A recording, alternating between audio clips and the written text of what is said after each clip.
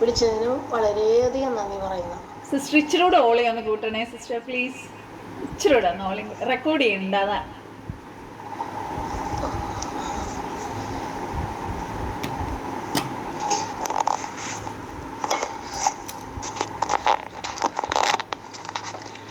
പരിശുദ്ധനായ ദൈവത്തിന്റെ സാന്നിധ്യത്തിലായിരിക്കാൻ കേൾക്കാമോ? ഇപ്പോൾ കേൾക്കാം. Thank you sister. ആയിരിക്കാൻ ദൈവം നമ്മളെ സഹായിച്ചു. അനേകർ ഇല്ലാതെ ഈ ലോകത്തിന് വിട പറഞ്ഞ സമയത്ത് നമ്മൾ ജീവനോടെ ഇരിക്കുന്നു. ദൈവത്തിന് നന്ദി പറയുകയാണ് ഈ കാര്യത്തിൽ. സിസ്റ്റർ പറഞ്ഞ വചനങ്ങളും സാക്ഷ്യങ്ങളും ഒക്കെ വാസ്തവം വളരെ അനുഗ്രഹമായിരിക്കുന്നു. എൻ്റെ പേര് ലില്ലി ഉണ്ണി. ഞാനൊരു സിറിയൻ കാത്തലിക് കുടുംബത്തിലെ 6 പെൺമക്കളിലെ ഏറ്റവും മൂത്ത ആളാണ്. എൻ്റെ വീട് പറവൂർ, എറണാകുളം ഡിസ്ട്രിക്റ്റിലാണ്. എൻ്റെ ഭർത്താവ് ഒരു ബ്രാഹ്മണ പുരോഹിതൻ ആണ്. അതിൽ നിന്നാണ് ഞങ്ങൾ ദൈവഭാഗത്ത് വന്നത്. എനിക്ക് 3 കുഞ്ഞുങ്ങളുണ്ട്, 2 മോനും 1 മോളും. എൻ്റെ മരുമോനും പാഷാണ്, 2 മക്കളും പാഷാണ്. എല്ലാവരും ഞങ്ങളുടെ കുടുംബം മുഴുവൻ പാഷാണ്. ഇളയ കുട്ടി ഡോക്ടറാണ്, പക്ഷെ അവൻ എന്നാലും പാഷാണ്. ഞാനും എൻ്റെ കുടുംബം എൻ്റെ യഹോവയെ സേവിക്കും എന്നുള്ള വചനത്തിൽ ഞങ്ങൾ ജീവിച്ചുകൊണ്ടിരിക്കുന്നു. കർത്താവ് ഞങ്ങളെ അനുഗ്രഹിച്ചുകൊണ്ടിരിക്കുന്നു. ഇത്രത്തോളം നടത്തിയ ദൈവത്തിന് ഒരിക്കൽ കൂടി ഞാൻ നന്ദി പറയുകയാണ്. നോർത്ത് ഇന്ത്യയിൽ ഞങ്ങളായിരുന്നു. ഞാനൊരു സ്റ്റാഫ് നേഴ്സായിരുന്നു.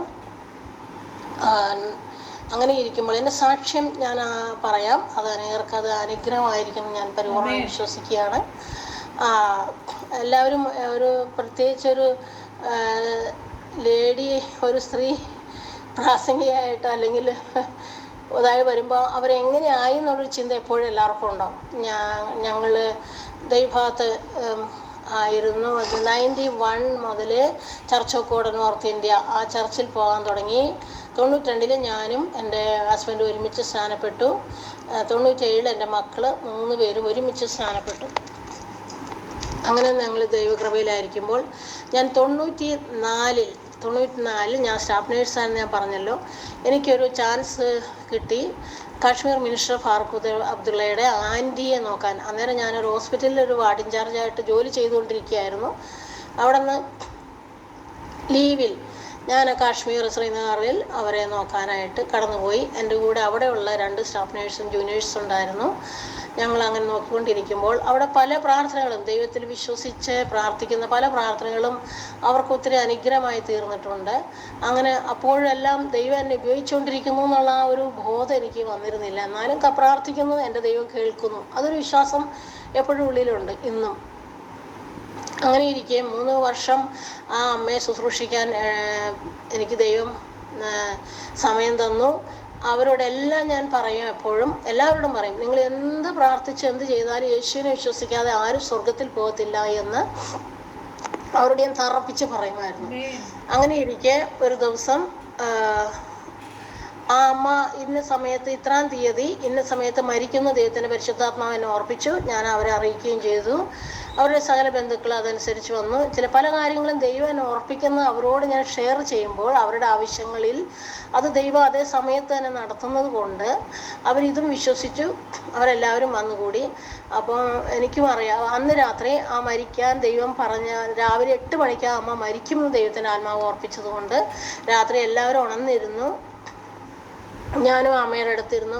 ഞാൻ ദൈവത്തോട് ഇത്രേ പറഞ്ഞോളാം, ഈ അമ്മയെ എനിക്ക് ഒത്തിരി സ്നേഹമുണ്ട്, കർത്താവെ സ്വർഗത്തിലെത്തിക്കാൻ ഒരു വഴി ദൈവം തുറക്കണേ എന്ന് മാത്രം പ്രാർത്ഥിച്ചു. അപ്പോൾ എപ്പോഴും ഞാൻ ചോദിക്കും, യേശു വിശ്വസിക്കുന്നു എന്ന്. ആ അമ്മ ഒന്നും പറയാറില്ലായിരുന്നു. പക്ഷേ അന്ന് മരിക്കുന്നതിന് കുറച്ച് മുമ്പായിട്ട് തന്നെ പിന്നെ ഞാൻ പറഞ്ഞു, ദൈവമേ സുബോധം കൊടുത്ത് ഞാൻ ഒരു പ്രാവശ്യം കൂടി ചോദിക്കാൻ പോവുകയാണ്, ദൈവം ഒരു സുബോധം കൊടുത്ത് എന്നോട് സംസാരിപ്പിക്കണേ എന്ന് പറഞ്ഞു. അങ്ങനെ ഒരു 3-4 മണി നേരമായപ്പം ഞാൻ ചോദിച്ചു, അമ്മ മരിക്കും 8 മണിക്ക്, അമ്മയ്ക്ക് അറിയാലോ, അമ്മ യേശുവിൽ വിശ്വസിക്കുന്നു എന്ന് ചോദിച്ചു. അപ്പോൾ അവർ പറഞ്ഞു, ഞാൻ വിശ്വസിക്കുന്നു എന്ന് പറഞ്ഞു. വിശ്വസിക്കുന്നു എന്ന് പറഞ്ഞപ്പോൾ പിന്നെ എനിക്ക് എൻ്റെ അറിവ് വെച്ച് പിന്നെ സ്നാനപ്പെടുത്തണമല്ലോ, വിശ്വസിക്കുന്നവൻ സ്നാനമേൽക്കണം. അപ്പോൾ ഞാൻ ഓർത്തു, കർത്താവേ ഇങ്ങനെ സ്നാനപ്പെടുത്തുന്ന എന്ത് ഞാൻ ചെയ്യും, വിശ്വസിക്കുന്നു എന്ന് പറഞ്ഞുവല്ലോ. അപ്പോൾ ദൈവം പറഞ്ഞു, ക്രൂശിൽ കിടക്കുന്ന കള്ളനെ ഓർക്കുക, അല്ലേ? കർത്താവിനോട് കൂടെ ഒരു കള്ളനുണ്ടായിരുന്നല്ലോ. അതെല്ലാം നിങ്ങൾക്ക് ഡീറ്റെയിൽ അറിയാവുന്നതുകൊണ്ട് ഞാൻ അതിലേക്ക് പോകുന്നില്ല. ഞാൻ പറഞ്ഞു, കർത്താവ് എന്താന്ന് പറഞ്ഞാലും സ്വർഗത്തിൽ കൊണ്ടുപോകണേ അമ്മേ, സ്നാനം കൊടുക്കണം എന്ന് എനിക്ക് വലിയ ആഗ്രഹമുണ്ട് എന്ന് പറഞ്ഞു. അപ്പോൾ കർത്താവ് എന്നെ ഓർപ്പിച്ചു, സാബയോഹന്നാൻ എന്നെക്കുറിച്ച് പറഞ്ഞത് എന്താ എന്ന് ദൈവത്തിൻ്റെ ആത്മാവ് എന്നെ ഓർപ്പിക്കും. കർത്താവ് പറയുന്ന പോലെ എനിക്ക് കേൾക്കാമായിരുന്നു. കർത്താവിനെ കുറിച്ച് പറഞ്ഞല്ലോ, എൻ്റെ പിന്നാലെ വരുന്നവൻ തീയിലും ആത്മാവിലും സ്നാനപ്പെടുത്തും. ഞാനപ്പോൾ ഓർത്തു, കർത്താവ് ഇവിടെ വെള്ളത്തിൻ്റെ ആവശ്യമില്ല, ഇങ്ങനെ പറഞ്ഞ് സ്നാനപ്പെടുത്താം എന്ന് എൻ്റെ മനസ്സിൽ ഉറച്ചു. ഞാൻ ആ അമ്മയോട് പറഞ്ഞു, അമ്മ എല്ലാവരോടും ക്ഷമിക്കുകയും, അമ്മ യേശുവിൽ വിശ്വസിക്കുന്നു നമ്മ പറഞ്ഞുവല്ലോ, അതുകൊണ്ട് ഞാൻ അമ്മയെ സ്നാനപ്പെടുത്തുക. അവരുടെ ബന്ധുക്കാരെല്ലാവരും ഉണ്ടായിരുന്നു, അവിടെ ഇരിപ്പുണ്ടായിരുന്നു. എല്ലാവർക്കും അനുഭവം ഉള്ളത് കൊണ്ട് ആരും എനിക്കെതിരായി ഒന്നും പറഞ്ഞില്ല. 3 കൊല്ലമായിട്ട് അവർക്ക് ശരിക്കും യേശുവിൻ്റെ പ്രവൃത്തികളെ കാണാനും കേൾക്കാനും അവർക്ക് അനുഭവം ഉണ്ടായതുകൊണ്ട് അവരൊന്നും പറഞ്ഞില്ല. ഞാൻ ഉടനെ തന്നെ അമ്മയെ 2 കൈയും കൂടി തലയിൽ വെച്ചു, കാലുവരെ ഞാൻ പിതാവും പുത്രനും പരിശുദ്ധാത്മാവിൻ്റെ നാമത്തിൽ സ്നാനപ്പെടുത്തി. അങ്ങനെ സ്നാനപ്പെടുത്തി കഴിഞ്ഞ ഉടനെ അമ്മയ്ക്ക് ഇത്തിരി പാല് കൊടുത്തു. കറക്റ്റ് 8 മണിയായപ്പോൾ അമ്മ മരിച്ചു. ആ അമ്മ മരിച്ചു കഴിഞ്ഞപ്പോൾ എല്ലാവരും വളരെ ദുഃഖത്തോടെ കരയുകയായിരുന്നു. അപ്പോൾ എല്ലാവരും കരഞ്ഞുകൊണ്ടിരിക്കുമ്പോൾ ഞാനും കരയുക. പക്ഷെ ഞാൻ കരയുന്നത് ഒന്ന് പേടിച്ചിട്ടാ. ചില കർത്താവിൻ്റെ വചനത്തിൽ എഴുതിയിട്ടുണ്ട്, പരിശുദ്ധാത്മാവിന് വിരോധമായി ചെയ്താൽ പറഞ്ഞാൽ പോലും അത് വളരെ ശിക്ഷാർഹമാണ്, അതിന് മാപ്പില്ലല്ലോ. ആ ഒരു വിഷയം ഓർത്താണ് ഞാൻ ചെയ്തത് ശരിയോ തെറ്റോ. ഞാൻ ദൈവാത്മാവിനോട് അത് ചോദിച്ചാണ് ഞാൻ കരഞ്ഞുകൊണ്ടിരുന്നത്. ഞാൻ ഒരിടത്ത് മാറിയിരുന്ന് വലിയ വാരി ഞാൻ കരഞ്ഞു, തമ്പുരാനെ ഞാൻ ചെയ്തത് ശരിയോ തെറ്റോ, ഞാൻ ചെയ്തത് ശരിയോ തെറ്റോ, ഞാൻ പിതാവും പുത്രനും പരിശുദ്ധാത്മാവിൻ്റെ നാമത്തിൽ അവരെ സ്നാനപ്പെടുത്തിയില്ലേ, അത് ശരിയോ തെറ്റോ എന്ന് ചോദിച്ച് ഞാൻ കരഞ്ഞുകൊണ്ടിരുന്നു. അപ്പം മുസ്ലിം കസ്റ്റം അനുസരിച്ച് ഒരു സ്ത്രീ മരിച്ചാൽ അവരുടെ പെൺമക്കളാണ് അവരെ ആദ്യം വെള്ളം ഒഴിപ്പിച്ച് കുളിപ്പിക്കുന്നത്. അപ്പോൾ എന്നോട് ആ സ്ത്രീയുടെ ഭർത്താവ് വന്നിട്ട് പറഞ്ഞു, മോള് നീ തന്നെ ആദ്യം വന്ന് വെള്ളം ഒഴുക്കി, നീയാണ് അവരെ മോളെ പോലെ നോക്കിയത്, നീ വരാൻ പറഞ്ഞു. അങ്ങനെ ഞാൻ അകത്തേക്ക് ചെന്നു. അവരുടെ മേത്ത് അവർ ഒരു പാത്രത്തിൽ ചൂടുവെള്ളം തന്ന് അവരുടെ മേത്ത് ഇങ്ങനെ ഒഴിച്ച ഉടനെ ആ ബോഡിയിൽ നിന്ന് വളരെയധികം പ്രകാശം പോലെ അങ്ങ് വന്നു, ഭയങ്കര പ്രകാശം, മുറി മുഴുവൻ പ്രകാശം. അപ്പോൾ അവിടെ ഉള്ളവരെല്ലാവരും കൂടി പറഞ്ഞ് നൂർ നൂർ, അതൊരു ഉറുദു വേർഡാണ്, അതായത് അതിൻ്റെ അർത്ഥം പ്രകാശം. ഞങ്ങളുടെ അമ്മ സ്വർഗത്തിൽ പോയിന്ന്. അപ്പോഴാണ് എനിക്കൊരു സമാധാനം ഉണ്ടായത്. അതുപോലെ ആ അമ്മച്ചിയുടെ മുഖത്തൊരു വലിയ സ്കാർ ഉണ്ടായിരുന്നു, മുറിവ്, ഉണങ്ങിയ ഒരു വലിയ പാടായിരുന്നു. അത് വെളുത്ത ഒരു സ്ത്രീയാണല്ലോ, കാശ്മീരി. അവർ വെളുത്ത വലിയൊരു പാടായിരുന്നു.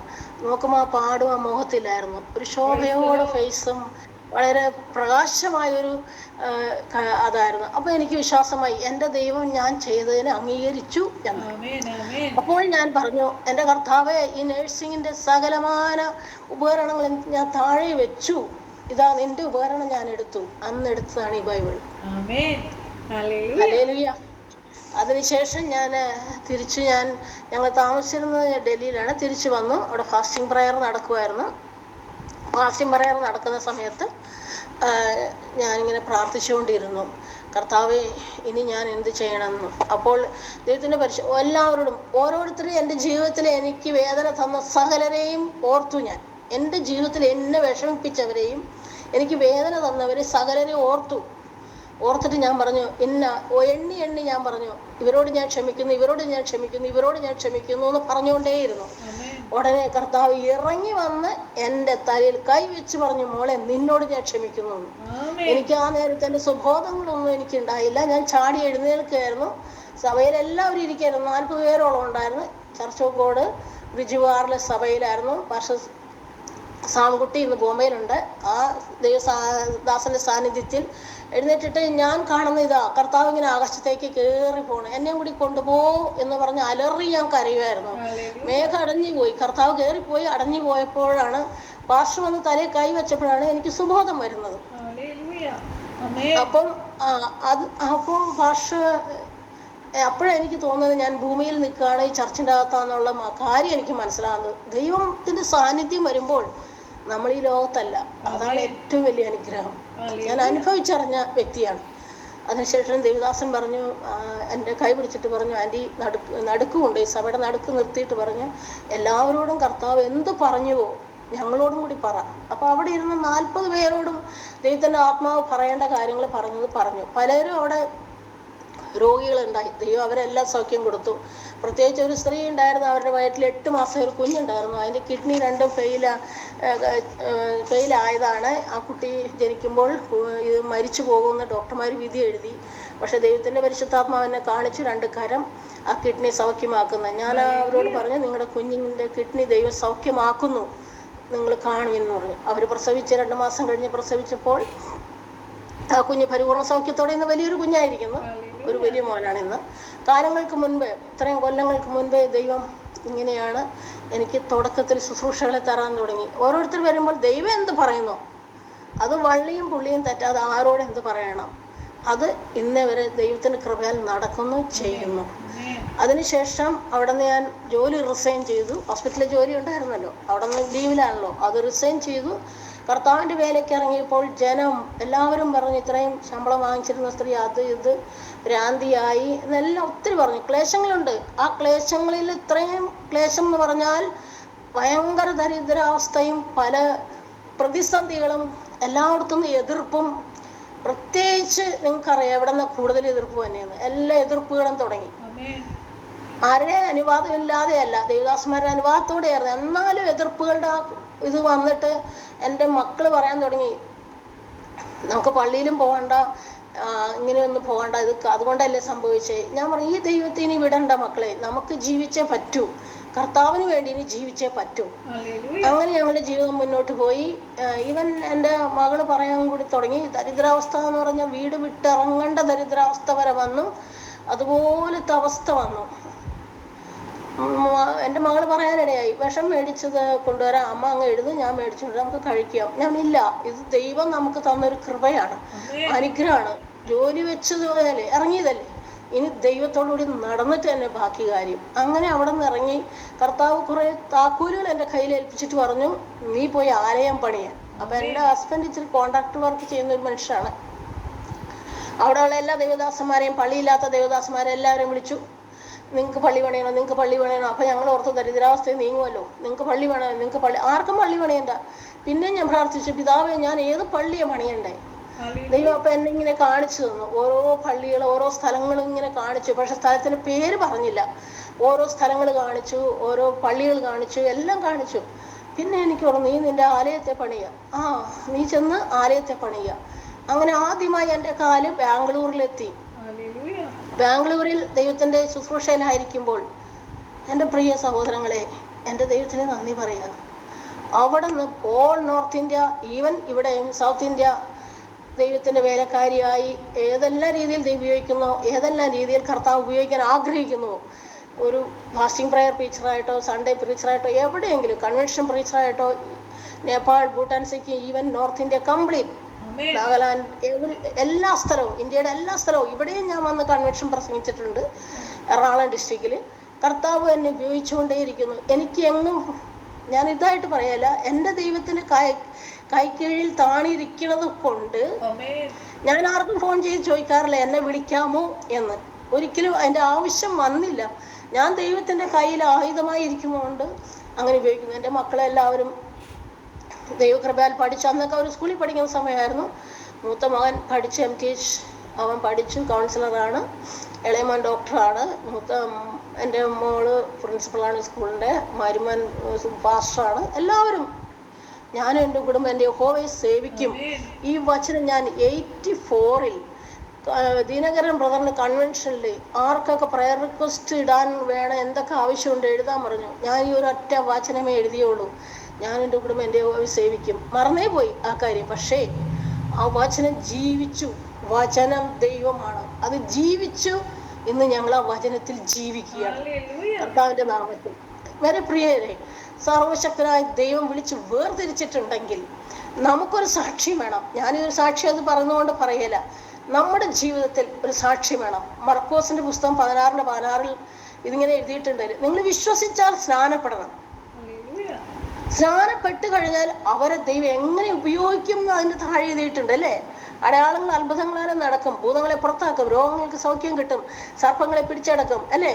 എന്ത് കുടിച്ചാലും അവർക്ക് ഒരു ഹാനിയെ സംഭവിക്കുകയില്ല എന്നുള്ള വചനം ജീവിക്കണം നമ്മുടെ ജീവിതത്തിൽ. അതാണ് ജീവിതം. വാസ്തവം പറഞ്ഞാൽ അതാണ് ജീവിതം. ഞാൻ പറയാം, ഒരു മനുഷ്യൻ സ്നാനപ്പെട്ട് കഴിഞ്ഞാൽ, കർത്താവ് സ്നാനപ്പെട്ടു, മരിച്ചു ഉയർത്തെഴുന്നേറ്റു അല്ലേ? സ്നാനത്തെക്കുറിച്ച് ദേവദാസന്മാർക്കും അറിയാലോ, നിങ്ങൾക്ക് എല്ലാവർക്കും അറിയാം. സ്നാനത്തെക്കുറിച്ച് പറയുന്നതാണ് ഒരു വിശ്വാസത്തിൽ വന്നതിന് ശേഷം അവൻ മരിച്ചു ഉയർത്തെഴുന്നേറ്റവനാണ് ഒരു വിശ്വാസി എന്ന് പറയുന്നത്. ദൈവത്തിന്റെ വചനപ്രകാരം നടക്കുന്ന ഒരു വിശ്വാസി എന്ന് പറയുന്ന ആ വ്യക്തി ആരായാലും അവൻ മരണത്തെ ജയിച്ചവനാണ്, മരണമില്ലാത്തവനാണ്. അതാദ്യം വിശ്വസിക്കണം. സർവശക്തനായ എൻ്റെ ദൈവം മരണമില്ലാത്തവനെങ്കിൽ അവന്റെ സന്തതിയായ ഞാൻ അല്ലെ, അവനെ വിശ്വസിച്ച് കൈക്കൊണ്ടവർക്ക്, യോഹന്നാന്റെ പുസ്തകം 1:12 എഴുതിയിട്ടില്ലേ, വിശ്വസിച്ചവർക്ക് സകല അധികാരങ്ങളും ലഭിച്ചു. കർത്താവ് മരണമില്ലാത്തവനെങ്കിൽ അവന്റെ സന്തതിയായ നാം മരണമില്ലാത്തവനെന്ന് ആദ്യം വിശ്വസിക്കണം. എൻ്റെ ദൈവം ആരെന്ന് ആദ്യം വിശ്വസിക്കണം, കർത്താവ് ആരെന്ന് ആദ്യം വിശ്വസിക്കണം.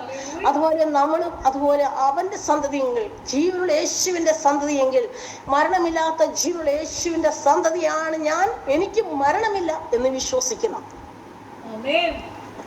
ഹല്ലേലൂയ.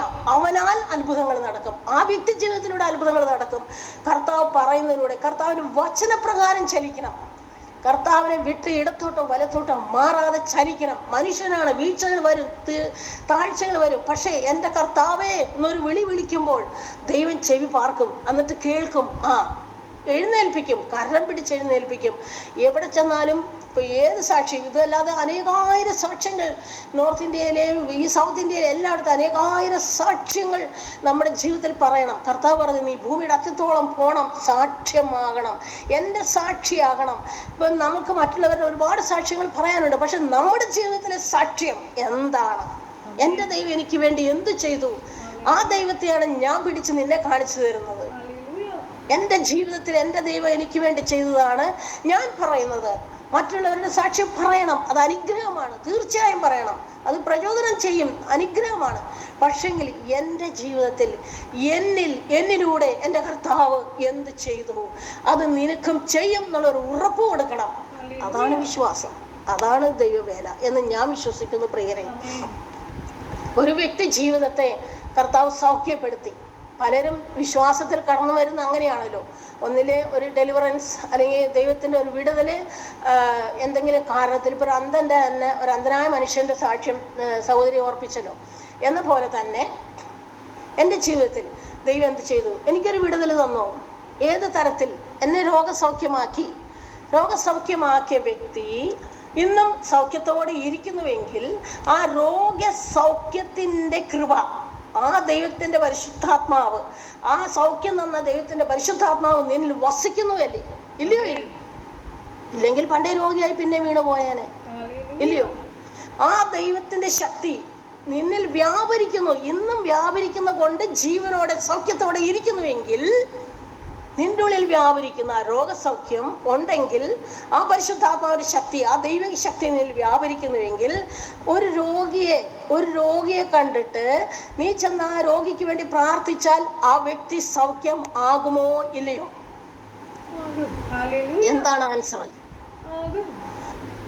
തീർച്ചയായിട്ടും ആ വ്യക്തി സൗഖ്യമാകും. നിന്നിൽ വ്യാപരിക്കുന്ന ദൈവിക ശക്തി, കർത്താവിന്റെ സൗഖ്യത്തിന്റെ ശക്തി നിന്നിൽ വ്യാപരിച്ചാണ് നിന്നെ അതിൽ നിന്ന് ദൈവം വിളിച്ചു വേർതിരിച്ചത്.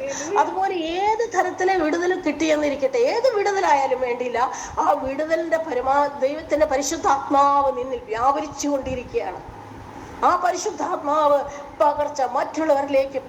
മറ്റുള്ളവരിലേക്ക് വിടുതൽ കൽപ്പിക്കാൻ, മറ്റുള്ളവരിലേക്ക് സൗഖ്യത്തിലേക്ക് നടത്താൻ. അതാണ് മാർക്കോസി പറയുന്നത്. അവൻ കൈവച്ചാൽ സൗഖ്യപ്പെടും, അവൻ വിശ്വസിക്കുക, പാമ്പുകളെ പിടിക്കും, ഡെലിവറൻസ് മിനിസ്ട്രി അവർക്ക് ചെയ്യാം, ഏതും ചെയ്യാം. കർത്താവ് എങ്ങനെ നിന്നെ വിടുവിച്ചു? ആ സൗഖ്യം, ആ വലിയ ശുശ്രൂഷ ഏൽപ്പിച്ചിരിക്കുകയാണ്. മനുഷ്യൻ ആദ്യം മനസ്സിലാക്കേണ്ട ഒരു കാര്യം, എൻ്റെ ദൈവത്തിന് അസാധ്യമായിട്ട് ഒന്നുമില്ല. അസാധ്യ കാര്യങ്ങളെ സാധ്യമാക്കുന്ന സർവശക്തൻ നമ്മുടെ പിതാവെങ്കിൽ, ആ പിതാവിന്റെ മകളെങ്കിൽ നമ്മളിൽ അതേ ശക്തി വ്യാപരിക്കുന്നു എന്ന് വിശ്വസിക്കണം. അത് വിശ്വസിച്ചിട്ട് വേണം ആ ദൈവിക ശക്തിയിൽ നടക്കാൻ, അത് വിശ്വസിച്ച് വേണം ദൈവവേല ചെയ്യാൻ.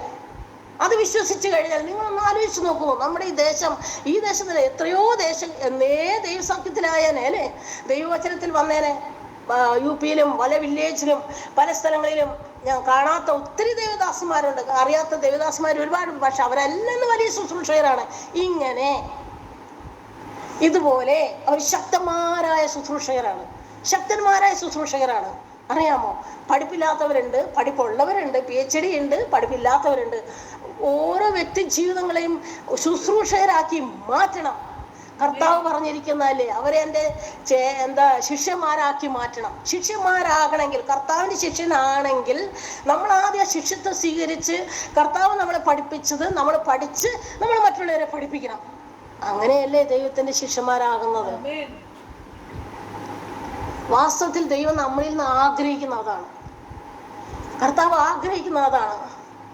നമ്മൾ ഓരോരുത്തരെയും പണിതെടുക്കണം. ആലയങ്ങളെ പണിയാൻ എനിക്ക് കിട്ടിയ ആ അനുഗ്രഹമാണ് ഞാൻ നിങ്ങളോട് പറഞ്ഞത്. കർത്താവ് നമ്മളെ ആലയങ്ങളാക്കി വെച്ചിരിക്കുന്നത് എന്തിനാ? അനേകാര്യങ്ങളെ പണിതെടുക്കാനാണ്. ദൈവം പറഞ്ഞിട്ട്, ദൈവം വരുന്ന സമയം അടുത്തുകൊണ്ടിരിക്കുന്ന സമയത്ത് എന്താ നിന്റെ കയ്യിലുള്ളേ എന്ന് ചോദിച്ചാൽ എന്താണ് നമുക്ക് പറയാനുള്ളത്? നമുക്ക് എന്താ കർത്താവിനോട് പറയാനുള്ളത്? ദൈവം എൻ്റെ കയ്യിൽ ഇതാ ഉള്ളത്, ഞാൻ നിനക്ക് വേണ്ടി എന്ത് ചെയ്തു എന്ന് പറയാൻ എന്ത് സാധിക്കും?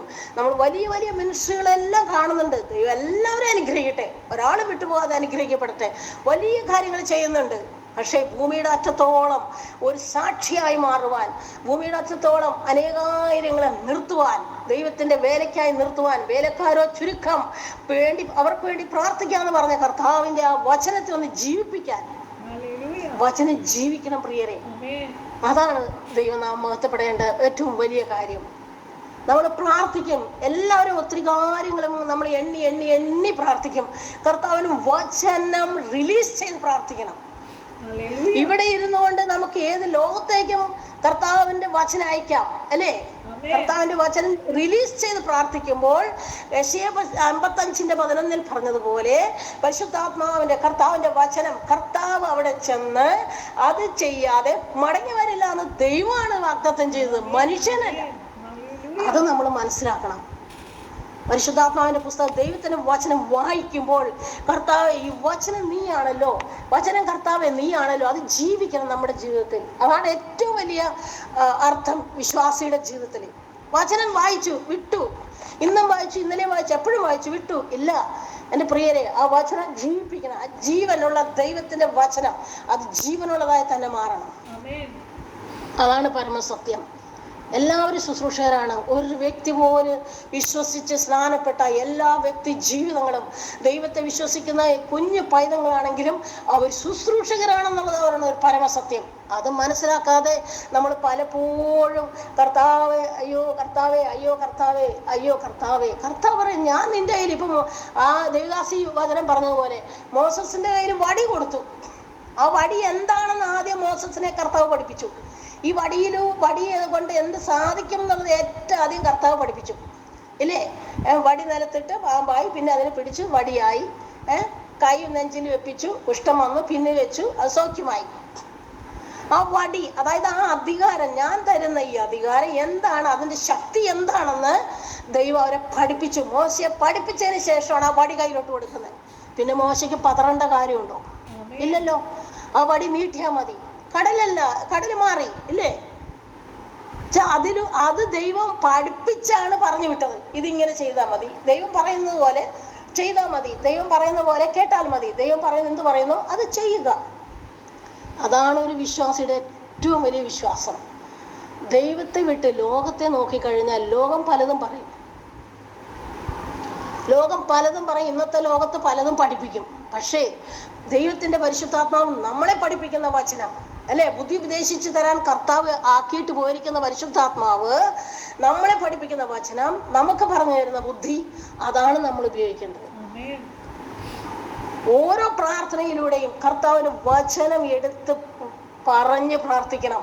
നമുക്ക് എല്ലാവർക്കും അറിയാവുന്നൊരു വചനമാണ്, രോഗികളെ സൗഖ്യപ്പെടേണ്ടതിന് നമ്മൾ പ്രാർത്ഥിക്കും, കർത്താവിന്റെ അടിപ്പിണരാൽ സൗഖ്യം വരട്ടെ, വ്യാപരിക്കട്ടെ. ഈ വചനത്തെ ഞാൻ ഇവിടെ ഇരുന്നു കൊണ്ട് രോഗികളായ അനേകർക്ക് വേണ്ടി ഞാൻ സംസാരിക്കുമ്പോഴേ എനിക്കറിയാം ഈ വചനം ക്രിയ ചെയ്യുമെന്ന്.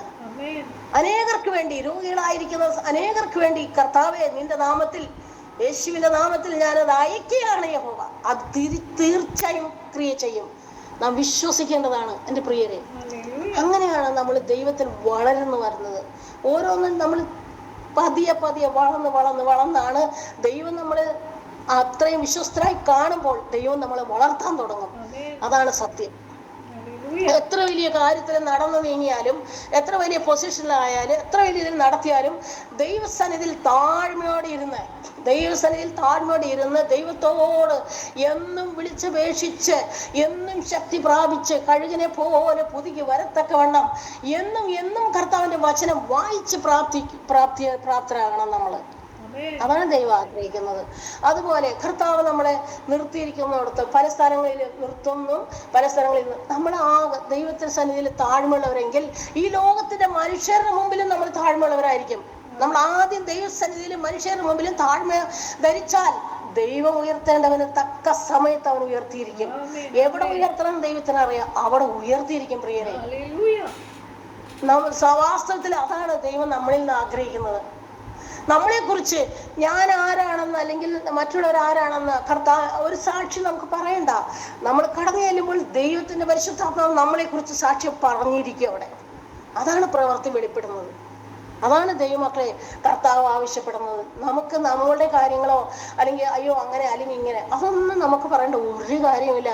ഞാൻ ദൈവത്തിന്റെ മകളാണോ, നിങ്ങൾ ദൈവത്തിന്റെ മക്കളാണോ, നമ്മൾ ദൈവത്തിന്റെ മകനാണോ, ആ സാക്ഷ്യം ദൈവം പറഞ്ഞിരിക്കും. ദൈവം പറഞ്ഞിരിക്കും അവിടെ. അതാരും വെളിപ്പെടുത്തേണ്ട കാര്യമില്ല.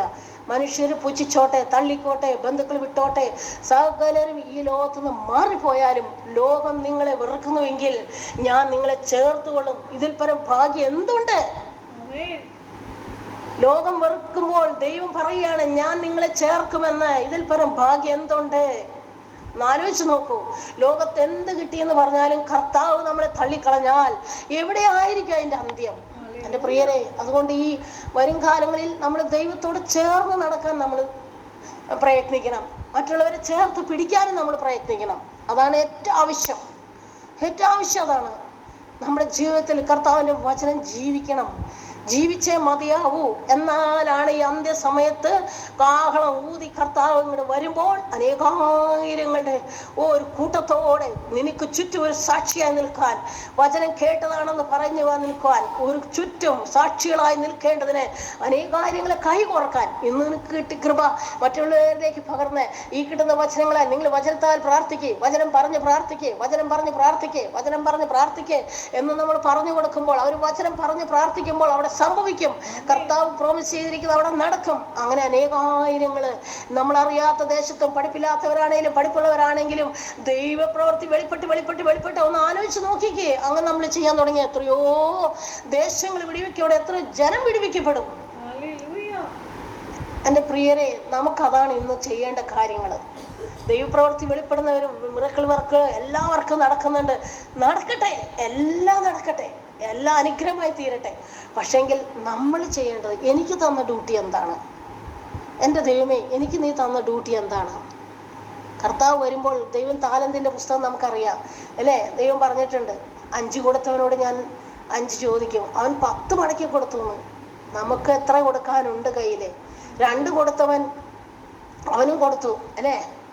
1 കൊടുത്തവൻ മണ്ണിൻ്റെ അടിയിൽ വെച്ചിരിക്കുക. എൻ്റെ പ്രിയരെ, മണ്ണിൻ്റെ അടിയിൽ നിന്നൊന്ന് എടുക്ക്, ഇനിയെങ്കിലും ഒന്ന് എടുക്ക്, എഴുന്നേൽക്ക്.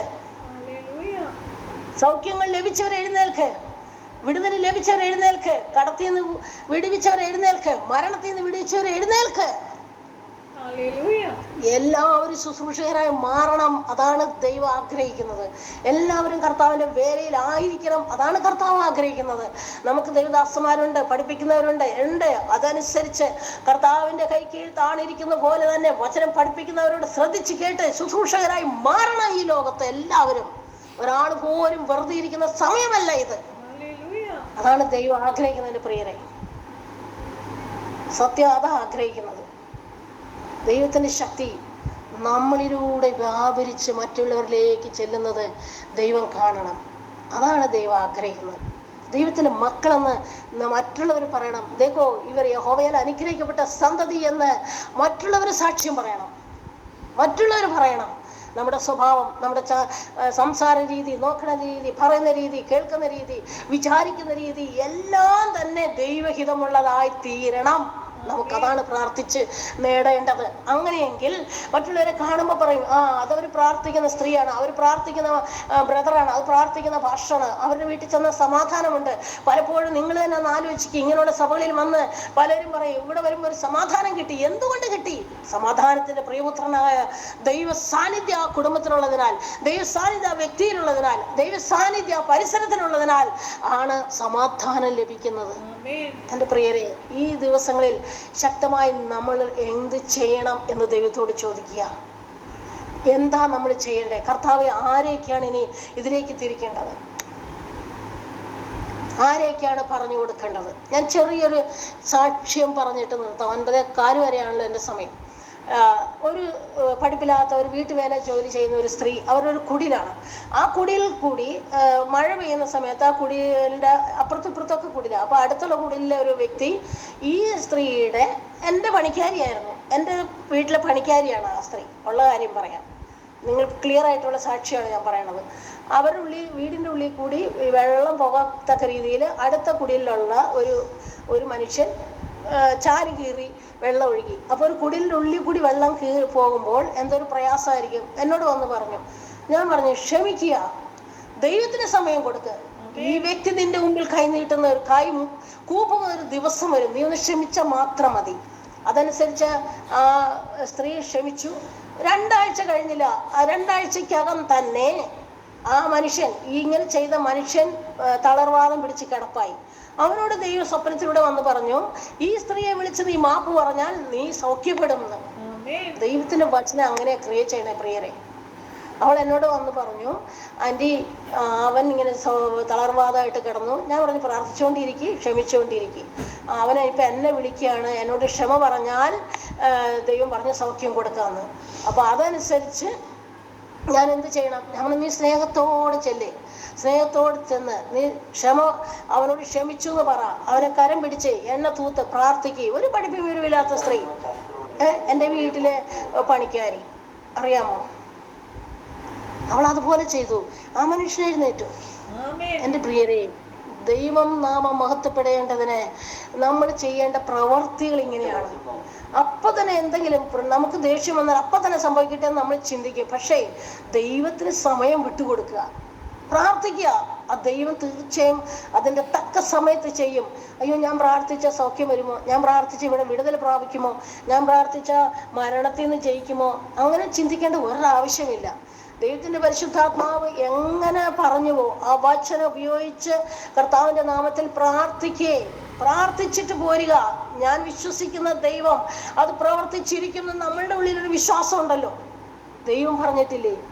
ഒന്നും കൂടി ഓർപ്പിക്കുക, യെശയ്യാ 55:11 എൻ്റെ വചനം ചെന്ന് ക്രിയ ചെയ്യാതെ മടങ്ങി വരില്ല. അത്രയും വിശ്വസ്തയോടെ പറഞ്ഞ കർത്താവിന്റെ വചനം ജീവിക്കും. കർത്താവിന്റെ വചനം ജീവിക്കും ദൈവനാമത്തിൽ. അതുകൊണ്ട് എൻ്റെ പ്രിയരെ, ഞാൻ ഇത്രേ പറയാനുള്ളൂ. നമുക്ക് ആലയങ്ങളെ പണിയാം. കർത്താവിന് അനേക ശുശ്രൂഷകരെ നമുക്ക് ശുശ്രൂഷകരായിട്ട് മാറ്റിയെടുക്കാൻ കഴിയും. അവർ പഠിപ്പുള്ളവരാവട്ടെ പഠിപ്പില്ലാത്തവരാവട്ടെ, അവരോട് പറയാ, നിങ്ങൾ എങ്ങനെ വിടുതൽ പ്രാപിച്ചു, ആ കൃപ നിങ്ങളിൽ വ്യാപരിക്കുന്നു, ആ ദൈവത്തിന്റെ പരിശുദ്ധാത്മാവ് നിങ്ങളിൽ ഇരിക്കുന്നു. ദൈവം വരുമ്പോൾ നമുക്ക് തിരിച്ചു കൊടുക്കാൻ ഒരുപാട് കാര്യങ്ങൾ കയ്യിലുണ്ടാവും, ഒരുപാട് താലന്ത് നമ്മുടെ കയ്യിലുണ്ടാവും. എൻ്റെ പ്രിയരെ, നമുക്ക് അതിനു വേണ്ടി പരിശ്രമിക്കാം. അതാണ് ദൈവം നമ്മളിൽ നിന്ന് ആഗ്രഹിക്കുന്നത്. ദൈവം നമ്മളിൽ നിന്ന് ആഗ്രഹിക്കുന്നതാണ്. ഓരോ വ്യക്തി, ഞാൻ നിന്നെ തെരഞ്ഞെടുത്തു, നീ ഫലം കാക്കിയ, അല്ലേ? നമ്മളാരും പോയി കർത്താവിനെ തെരഞ്ഞെടുത്തതല്ലല്ലോ, അല്ലേ? ഓരോ സാഹചര്യം വന്നപ്പോൾ ദൈവം തന്നെ നമ്മളെ സാഹചര്യത്തിലൂടെ കൊണ്ടുവന്ന് പല കാരണങ്ങളിലും പലപ്പോഴും പല പ്രശ്നങ്ങളിലും എല്ലാം വന്ന് നമ്മളെ ദൈവസന്നിധിയിലെത്തി ദൈവം നമ്മളെ തെരഞ്ഞെടുത്തു. അത് ദൈവം വഴിയൊരുക്കിയതാ ദൈവത്തിന് നമ്മളെ തിരഞ്ഞെടുക്കാൻ. അത് എന്തുകൊണ്ടാന്ന് ആലോചിച്ച് നോക്ക്. ഈ കോടാനുകോടി ജനങ്ങളുടെ നടുവിൽ ഈ ഒരുത്തനെ അല്ലെങ്കിൽ ഒരുത്തിയെ കർത്താവ് എന്തുകൊണ്ട് തിരഞ്ഞെടുത്തു? ആ വ്യക്തി ജീവിതത്തെ ദൈവം സ്നേഹിക്കുന്നതുകൊണ്ട് തിരഞ്ഞെടുത്തു. പ്രിയരെ, അതാണ് അവിടുത്തെ ഏറ്റവും വലിയ വില. അത് ഇത്രയും കോടാനുകോടി ജനത്തിന്റെ നടുവിൽ നിന്ന് നിന്നെ തിരഞ്ഞെടുത്തുവെങ്കിൽ ആ ദൈവം, സർവശക്തനായ ദൈവം, അസാധ്യ കാര്യങ്ങളെ സാധ്യമാക്കുന്ന പരിശുദ്ധനായ ദൈവം, ആ ദൈവത്തിന്റെ സ്നേഹം നിന്നിൽ ഉദിച്ചു. അതുകൊണ്ടാണ് തിരഞ്ഞെടുത്തത്. ക്ലേശങ്ങളിലൂടെ തിരഞ്ഞെടുത്തായിരിക്കും, രോഗത്തിലൂടെ തിരഞ്ഞെടുത്തായിരിക്കും, മരണത്തിൽ നിന്ന് വിടുവിച്ചെടുത്തായിരിക്കും, ദുഷ്ടാത്മാവിൽ നിന്ന് വിടുവിച്ചെടുത്തായിരിക്കും. ആ ദൈവം സ്നേഹിക്കുന്നതുകൊണ്ട് നമ്മളെ സ്നേഹിക്കുന്ന കൊണ്ടൊന്നുമല്ല, നമ്മുടെ കടപ്പാട് കൊണ്ടൊന്നുമല്ല. ആ വ്യക്തി, പരിശുദ്ധനായ ദൈവം നമ്മളെ സ്നേഹിച്ചത് കൊണ്ട് പിടിച്ചു മാറ്റി, സ്നേഹിച്ചത് കൊണ്ട് ഇന്നും ജീവനോടെ ഇരിക്കുന്നു. അല്ലേ എൻ്റെ പ്രിയരെ? ഒന്നാലോചിച്ച് നോക്കൂ. ആ ദൈവം, ആ സ്നേഹത്തെ അളക്കാൻ ഈ ഭൂലോകത്തും സ്വർഗത്തിലും ഉണ്ടോ എന്ന് എനിക്കറിയില്ല. ഈ ഭൂലോകത്ത് ഒന്നും തന്നെ ആ ദൈവിക സ്നേഹത്തെ അളക്കാൻ ഒന്നുമില്ല. അതെന്ത് പ്രതിഫലം കൊടുക്കാൻ പറ്റും നമുക്ക്? നമുക്ക് എന്ത് കർത്താവിന് വേണ്ടി ചെയ്യാൻ പറ്റും? നമ്മുടെ പൈസയോ നമ്മുടെ പൊസിഷനോ നമ്മുടെ വലിയ കാര്യങ്ങളോ ബിൽഡിങ്ങോ ഒന്നും അല്ല കർത്താവ് ആഗ്രഹിക്കുന്നത് എൻ്റെ പ്രിയരെ. ദൈവം നമ്മളിൽ നിന്ന് ആഗ്രഹിക്കുന്നത് ഒരുത്തൻ്റെ ജീവൻ രക്ഷപ്പെടണം. നീ രക്ഷപ്പെട്ടുവെങ്കിൽ മറ്റവനെ നീ മരണത്തിൽ നിന്ന് പിടിച്ചു കയറ്റണം. അതാണ് ദൈവം ആഗ്രഹിക്കുന്നത്. പരിശുദ്ധനായ ദൈവം അതാണ് ആഗ്രഹിക്കുന്നത്. ഇതാ പ്രിയരെ നമ്മളോട് കർത്താവ് പറയുന്നത്, അല്ലെ? യാക്കോബിന്റെ പുസ്തകത്തിൽ 5:19 ഇങ്ങനെ എഴുതിയിരിക്കുന്നു: ഒരുത്തൻ സത്യം വിട്ട് തിരിച്ചു പോയാൽ അവനെ നീ സത്യത്തിലേക്ക് തിരിച്ചു കൊണ്ടുവന്ന് അവന്റെ സകല പാവങ്ങളെ നീ മറയിടണം. നമുക്ക് സാധിക്കുമോ? എത്രയോ പേര് ചർച്ചയിൽ നിന്ന് വിട്ടുപോയവരുണ്ട്, എത്രയോ പേര് ഭവനങ്ങളിൽ നിന്ന് ഓടിപ്പോയവരുണ്ട്, എത്രയോ പേര് അങ്ങനെയുള്ളവരുണ്ട്. നമുക്ക് അവരെയൊക്കെ തിരിച്ചു വിളിക്കാം. നമുക്ക് ആലയങ്ങളെ പണിയാം. കർത്താവിന് വേണ്ടി നിൽക്കുന്ന അനേകായിരങ്ങളെ പണിയാം. കഴിയും എൻ്റെ പ്രിയരെ, ഇങ്ങനെ കഴിയും. അവരോട് പറയും, നിങ്ങൾ എന്തിൽ നിന്ന് വിടുവിക്കപ്പെട്ടുവോ ആ ശക്തി നിങ്ങളിൽ വ്യാപരിക്കുന്നു. ആ ദൈവത്തിൻ്റെ പരിശുദ്ധാത്മാ നിങ്ങളിൽ വ്യാപരിക്കുന്നു. നിങ്ങൾ ശക്തിയോടെ നിൽക്ക്. പരിശുദ്ധാത്മാവിൻ്റെ വചനപ്രകാരം, കർത്താവിൻ്റെ വചനപ്രകാരം നിൽക്ക്. നിങ്ങൾ കരം വെച്ച് പ്രാർത്ഥിക്കുക, കരം നീട്ടി പ്രാർത്ഥിക്കുക, വചനം പറഞ്ഞ് പ്രാർത്ഥിക്കുക. ദൈവത്തിൻ്റെ അത്ഭുതങ്ങൾ നടക്കും. ഇത് ദൈവത്തിൻ്റെ വാഗ്ദത്തമാണ്, എൻ്റേതല്ല എൻ്റെ പ്രിയരെ. വാസ്തവം ഇങ്ങനെ നമ്മൾ ചെയ്യാൻ തുടങ്ങിക്കഴിഞ്ഞാൽ ആ കര ഏതെല്ലാം ദേശങ്ങൾ, നമ്മുടെ കുടുംബങ്ങൾ, ദൈവമേ, ഏതെല്ലാം ദേശങ്ങൾ, എവിടെയെല്ലാം വിടുവിക്കപ്പെടും. അതാണ് ചെയ്യേണ്ടത് എൻ്റെ പ്രിയരെ. ദൈവം നമ്മളെല്ലാവരും ഉപയോഗിക്കട്ടെ എന്നാണ് പ്രാർത്ഥിക്കുന്നത്. നമുക്ക് പ്രാർത്ഥിക്കാം. ഇനി 2 മിനിറ്റും കൂടിയുണ്ട്. നമുക്ക് ദൈവസന്നിധിയിൽ ഏൽപ്പിച്ച് പ്രാർത്ഥിക്കാം. കർത്താവേ, ഞങ്ങൾ ഇതുപോലെ ഒന്ന് ഉപയോഗിക്കണേ എന്ന് പറഞ്ഞ് പ്രാർത്ഥിക്കാം. നമുക്ക് കണ്ണടയ്ക്കാം. 9:15 വരെ എന്നോട് സമയം പറഞ്ഞത്. സ്തോത്രം. നന്ദിയുണ്ട്. എന്നാലും കേൾക്കുന്നവര് എങ്ങനെയാന്ന് എനിക്കറിയില്ലോ. ദൈവം നമ്മളെ ഉപയോഗിക്കട്ടെ. ഒരു 10 മിനിറ്റും കൂടി. അറിയാത്ത ദേശങ്ങളിൽ നിങ്ങൾക്ക് മൊബൈൽ യൂസ് ചെയ്യുന്നവരാണല്ലോ നമ്മളെല്ലാവരും, അല്ലേ? മൊബൈൽ യൂസ് ചെയ്യുമ്പോൾ അവരോട് ചോദിക്കുക, നിങ്ങൾക്ക് എന്താ പ്രശ്നങ്ങൾ. ഇപ്പൊ അറിയാത്ത ദേശങ്ങളിൽ നിന്ന് എല്ലാം ഫോൺ വരും, എല്ലായിടത്തു നിന്നും ഫോൺ വരും. ചോദിക്കണം, എന്താ പ്രശ്നം? അവരുടെ പ്രശ്നങ്ങൾ അറിഞ്ഞതിന് ശേഷം കർത്താവ് നിങ്ങളോട് പറയുന്ന അതേ വചനം അവർക്ക് കൊടുക്കുക. അതേ വചനം അവർക്ക് കൊടുക്കുക. ഈ വചനം നിങ്ങൾ കണ്ടിന്യൂ പ്രാർത്ഥിക്കുക. ദൈവം ക്രിയ ചെയ്യും. ഞാൻ ചെയ്യുന്ന ഒരു പ്രവൃത്തിയാണ് ഞാൻ നിങ്ങളോട് പറഞ്ഞത് കേട്ടോ. ഇന്നിപ്പോ ഈ ഒരു പ്രയാസം, ഈവൻ ഒരു ജയിലിൽ കിടക്കുന്ന ഒരു മനുഷ്യനെ എനിക്ക് ഫോൺ ചെയ്തു. ആളെ പറയുന്നില്ല, ഒരു ഫേമസ് ആയ ഒരു മനുഷ്യനാണ്. എനിക്ക് ഫോൺ ചെയ്തു, ഇങ്ങനെ ജയിലിലാണ്, അതിന് ജാമ്യം കിട്ടാൻ അനുവദിക്കുന്നില്ല എന്ന്. ആ മനുഷ്യന്റെ മക്കൾ എൻ്റെ അടുത്ത് വന്നു. ഞാൻ പറഞ്ഞു, ഒരു കുഴപ്പമില്ല, ബൈബിള് കൊണ്ടേ കൊടുക്ക്.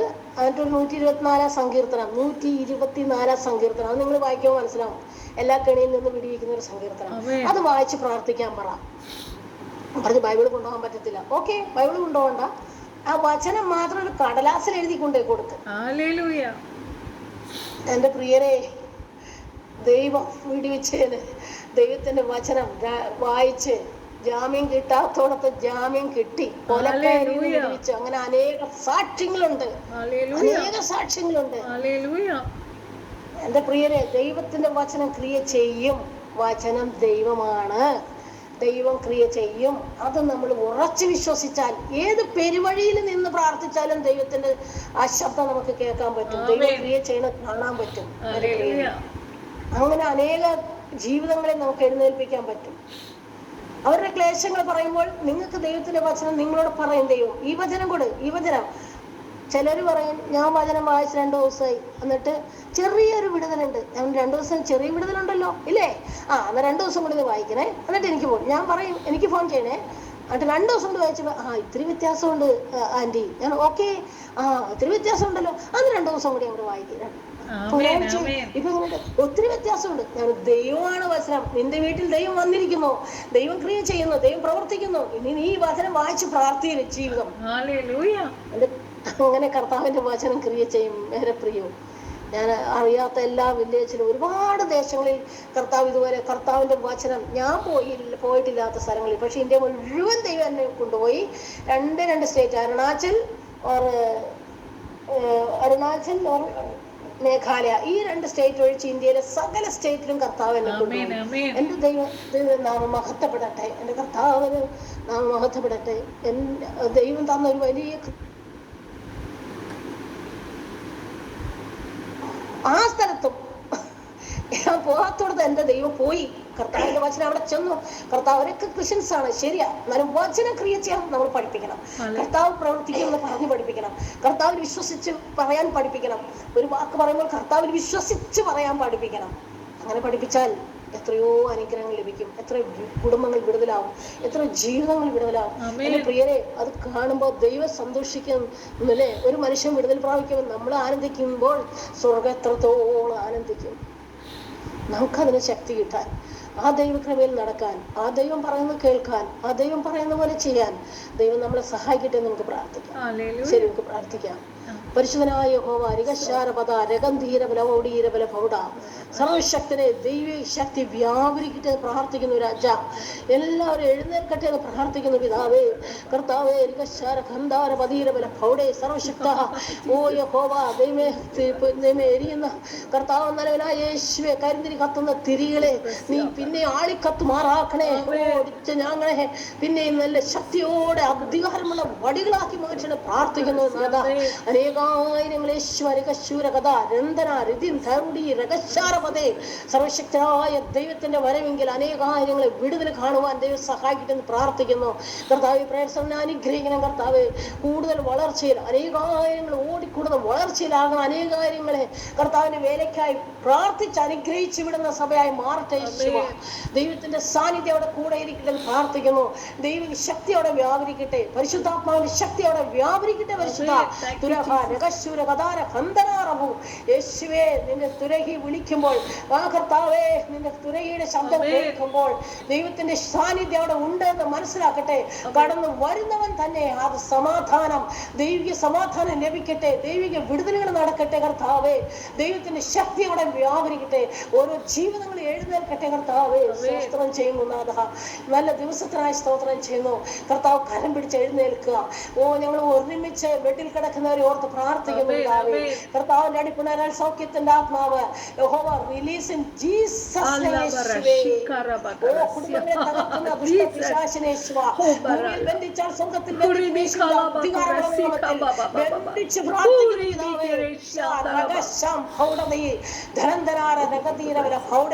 സർവശക്തനായ ദൈവമേ, ഭൗതികാത്മമായ എല്ലാ അനുഗ്രഹങ്ങളെ തടഞ്ഞു വെച്ചിരിക്കുന്ന ബന്ധനക്കെട്ടുകളെ ഭൂമിയിൽ അഴിച്ചാൽ സ്വർഗ്ഗത്തിൽ അഴിക്കുന്ന നസ്രയനായ യേശുവിന്റെ അധികാരമുള്ള നാമത്തിൽ ഈ നിമിഷത്തിൽ അഴിച്ചിരിക്കുന്ന യഹോവ, ഞങ്ങൾ ഒരുമിച്ച് അഴിച്ചിരിക്കുന്നു പിതാവേ.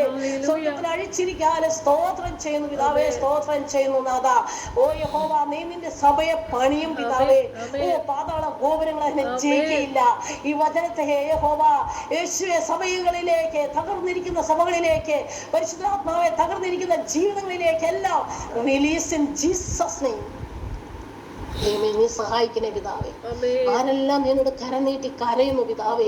കർത്താവെ, ആരും വെറും കൈയോടെ മടങ്ങരുത് നാഥാ. ഹൃദയം കീറി കരയുന്നവർക്ക് കർത്താവേ നീ സമീപസ്ഥനായിരിക്കണം. കർത്താവേ, മാനസാന്തരത്തിന്റെയും സമാധാനത്തിന്റെയും സന്തോഷത്തിന്റെയും ഐക്യത്തിന്റെയും സ്നേഹത്തിന്റെയും ക്ഷമയുടെയും സാനിശക്തിയുടെ ആത്മാവ് എല്ലാ ജീവിതങ്ങളിലേക്കും റിലീസ് ഇൻ ജീസസ്. അത്ഭുതം ചെയ്യട്ടെ എന്ന് പ്രാർത്ഥിക്കുന്നു രാജ. ഞങ്ങളുടെ കുറവുകളെ തങ്കച്ചോടെ നല്ലതുപോലെ ഒന്ന് കഴുകി ശുദ്ധീകരിക്കുന്ന പിതാവേ. ആ കാൽവരി ക്രൂശിൽ നിന്ന് ഒഴുകുന്ന ആ പരിശുദ്ധ രക്തമുണ്ടല്ലോ പിതാവേ, അതിനൊട്ടൊന്ന് ഞങ്ങളെ കഴുകിയെടുക്കണം കർത്താവേ. ഹിമം പോലെ വെളുക്കട്ടെ കർത്താവേ, ഹിമം പോലെ വെളുക്കട്ടെ കർത്താവേ. ഓ യേശുവ, നിന്റെ വരമെങ്കിൽ ശുഭവസ്ത്രധാരികളായി നിന്ന് കർത്താവിനെ സ്തുതിപ്പാൻ തക്കവണ്ണം ഞങ്ങളെ സഹായിക്കണേ കർത്താവെ. ആ ജനക്കൂട്ടം നിൽക്കുന്ന കൂട്ടത്തിൽ അടിയങ്ങൾ സകലരുണ്ടാകട്ടെ എന്ന് പ്രാർത്ഥിക്കുന്നു. ദൈവനാമം മഹത്വപ്പെടട്ടെ എന്ന് പ്രാർത്ഥിക്കുന്നു. സർവശക്തനെ സ്തുതിക്കുന്ന ദൈവനാമം മഹത്വപ്പെടട്ടെ പിതാവേ. എന്റെ കർത്താവെ, പ്രത്യേകിച്ച് പ്രേക്ഷകനെ ഓർത്ത് പ്രാർത്ഥിക്കുന്നു രാജ. വലിയ വിടുതലുകൾ നടന്നുകൊണ്ട് അനേക കാര്യങ്ങളുടെ ദൈവമേ ഹല്ലേലൂയ മാനസാന്തരത്തിലേക്ക് നടത്തുന്ന വഴിയായിരിക്കട്ടെ പിതാവേ. അനേക കാര്യങ്ങൾ ശുശ്രൂഷകരായി മാറട്ടെ കർത്താവേ. ഉറങ്ങിക്കിടക്കുന്ന സകലരെ നീ എഴുന്നേൽപ്പിക്കണം കർത്താവേ. ഓ യേശു ദൈവമേ നാഥ, അസ്ഥികൂടങ്ങളിൽ ജീവിക്കട്ടെ. അസ്ഥികൂടങ്ങളിൽ ജീവിക്കട്ടെ പിതാവേ. അതിൽ തൊക്കും തൊലിയും നരമ്പും പിടിക്കട്ടെ പരിശുദ്ധ. ഓ കാറ്റെ, നാല് ദിക്കിൽ നിന്ന് ആഞ്ഞടിക്കട്ടെ എന്റെ കർത്താവിന്റെ സേനകളായി എഴുന്നേൽക്കട്ടെ, സൈന്യമായി എഴുന്നേൽക്കട്ടെ എന്ന് പ്രാർത്ഥിക്കുന്നു രാജ. നിന്റെ സൈന്യങ്ങളായി എഴുന്നേൽക്കട്ടെ. അന്ത്യസമയത്തെ കർത്താവിന്റെ സൈന്യങ്ങളായി എഴുന്നേൽക്കട്ടെ എന്ന് പ്രാർത്ഥിക്കുന്നു ദൈവമേ. ദൈവനാം മഹത്വപ്പെടട്ടെ യേശുവ, ദൈവനാം മഹത്വപ്പെടട്ടെ. അടിയങ്ങളോ കുറയണം പിതാവേ, നീയോ വളരണം യേശുവ. ഞങ്ങളെ സഹായിക്കണേ പിതാവേ. നിന്നെ വിട്ട് ഇടത്തോട്ട് വലത്തോട്ട് മാറുവാൻ ഞങ്ങളെ ആരെയും കർത്താവേ തന്ന സകല തലമുറകളെയും കർത്താവിന്റെ വരവോളം വരെയുള്ള തലമുറകളെയും നീ അനുവദിക്കരുത് യഹോവ. ആ വലിയ ചിറയിൽ കുടുംബമായ യേശുവ എല്ലാ ദൈവമക്കളെയും സകല ദേവദാസന്മാരെയും കുടുംബങ്ങളെയും ദൈവവേല ചെയ്യുന്നവരെയും നീ വിളിച്ചു കൂട്ടുന്ന സകലരെയും യഹോവ ചേർത്ത് പിടിക്കണം പ്രാർത്ഥിക്കുന്നു രാജാ. എല്ലാം ദൈവനാമത്വത്തിനായിരിക്കട്ടെ. സകല മാനവും മഹത്വം പരിശുദ്ധാത്മാവും നല്ലവനായ യേശുവേ അത് നിനക്ക് മാത്രമായിരിക്കട്ടെ പ്രാർത്ഥിക്കുന്നു. സകല ജീവനുള്ള യേശുവിൻ നാമത്തിൽ തന്നെ. Thanks Lord sister. എത്ര നന്ദി പറഞ്ഞാലും മതി വരില്ല. റിഖാറാബാ ശുശ്രൂഷ ചെയ്യുന്നവർക്ക് ഒരു വലിയ അനുഗ്രഹമായിരുന്നു ഇന്നത്തെ ശുശ്രൂഷ. നമ്മൾ ഓരോരുത്തരും ഇങ്ങനെ പണിയപ്പെടണം. ഹല്ലേലൂയ. അനേകർക്ക് നമ്മൾ സിസ്റ്ററിനെ പോലെ നമ്മുടെ ഒരു മാതൃകയാണ്, വലിയൊരു മാതൃകയാണ് സിസ്റ്റർ. ഹല്ലേലൂയ. വീട്ടമ്മയായിരിക്കുന്നു അതുപോലെ അതോടൊപ്പം കർത്താവിൻ്റെ വേല മുൻനിരയിൽ നിന്ന് ചെയ്യുവാൻ കഴിയുന്നത് ദൈവത്തിൻ്റെ വലിയ കൃപയും നമ്മുടെ ദാഹവുമാണ്. ദൈവവേല ചെയ്യാനുള്ള ദാഹമത്രേ, ദൈവത്തോടുള്ള വലിയ ദാഹമത്രേ നമ്മളെ അതിലേക്ക് നയിക്കുന്ന ദൈവമക്കളെ. അതുപോലെ എരിവുള്ളവരായി ദിവസങ്ങളിൽ കഴുകന്മാരെ പോലെ ചിറകടിച്ച് പറന്നുയരാൻ ശക്തി പ്രാപിച്ച്